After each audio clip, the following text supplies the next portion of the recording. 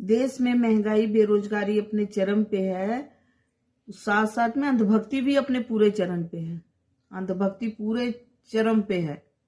144 साल के बाद 144 साल के बाद 144 साल के बाद नेताओं द्वारा बोला गया और गोदी मीडिया द्वारा बुलवाया गया और लोग दौड़ गए, जबकि हमारे शंकराचार्य ने, किसी ने ये दावा नहीं किया, जो हमारे सनातन के सबसे ऊंचे पद पे बैठे उन्होंने बिल्कुल ये दावा नहीं किया, लेकिन लोग मान गए। और अब बोलते हैं कि 67 करोड़ लोगों ने स्नान किया। ये डाटा, ये गिनती कहाँ से हुई, ये गिनती किसने की, इसका कोई सोर्स होगा।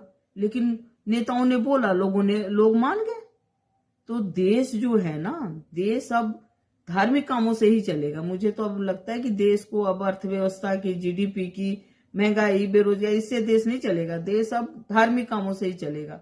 स्नान से, यात्रा से, मंदिर बनाने से, मस्जिद की खुदाई से, लब जिहाद से, बस देश इन्हीं सब चीजों से चलेगा। आज देश की जो हालत है वो नहीं इनको दिख रही है।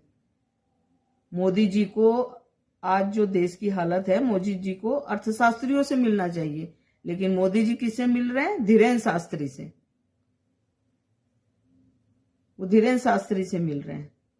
तो अब सोच लो कि देश अब इन्हीं लोगों ने चलाना है। तो ये देश की जनता को आंख खोलनी पड़ेगी, देखना पड़ेगा कि आज हमारे देश का क्या हालत है। हमारे देश के ऊपर कर्ज बढ़ गए हैं, देश के लोग देश को छोड़ रहे हैं, बच्चों को नौकरी नहीं मिल रही है, वो गलत तरीके से दूसरे देश में जा रहे हैं। उसके बाद अमेरिका कितनी बेइज्जती करके देश में भेज रहा है, तब भी लोगों को नहीं दिख रहा है। इसलिए तो बोल रही हूँ, बिल्कुल अंधभक्ति चरम पे पहुंची हुई है। तो अपने देश के बारे में सोचो। मैं भी हिंदू हूं, लेकिन मैं अपना गेट, जब अपने घर के दरवाजे से बाहर निकलती हूँ, फिर मैं देश की नागरिक हूं।